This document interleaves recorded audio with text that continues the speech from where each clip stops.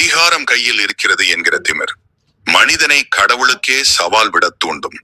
ஆனால் கொடுப்பவன் நான் என்று மனிதன் இருமாப்பு கொள்ளும் போது பெறுபவன் யார் என்பதை விதி தீர்மானிக்கிறது. தன்னை கடவுளாக நினைத்த ஒரு முட்டாள் அரசனின் தோல்வி பயணம் இது.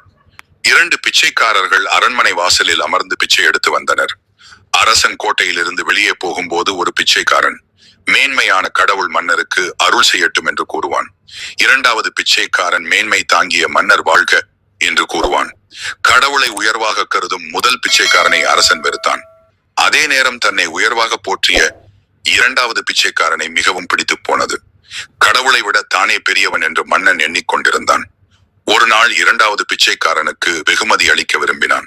அதற்காக உணவுக்குள் ஒரு தங்க மோதிரத்தை வைத்து அவனிடம் கொடுக்கும்படி காவலனிடம் சொன்னான். மோதிரத்தை பார்த்து அவன் மகிழ்ச்சி அடையும் போது 1வது பிச்சைக்காரனும் தன்னை புகழ ஆரம்பிப்பான் என மன்னன் கருதினான். காவலன் இதை செய்துவிட்டு சற்று தள்ளி நின்று கவனித்தான். சிறிதளவு உணவை உண்டவுடன் 2வது பிச்சைக்காரன் எனக்கு வயிறு நிரம்பி விட்டது என்று கூறி மீதி உணவை தட்டுடன் 1ஆம் அவனுக்கு கொடுத்தான்.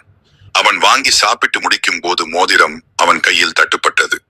அதை எடுத்துக்கொண்டு அவன் கடவுளின் கருணையே கருணை என்று பாராட்டினான். காவலன் நடந்ததை அரசனிடம் கூறினான். அரசனும் இவ்வுலகில் கடவுள் நினைப்பதே நடக்கும் என்பதை உணர்ந்தான்.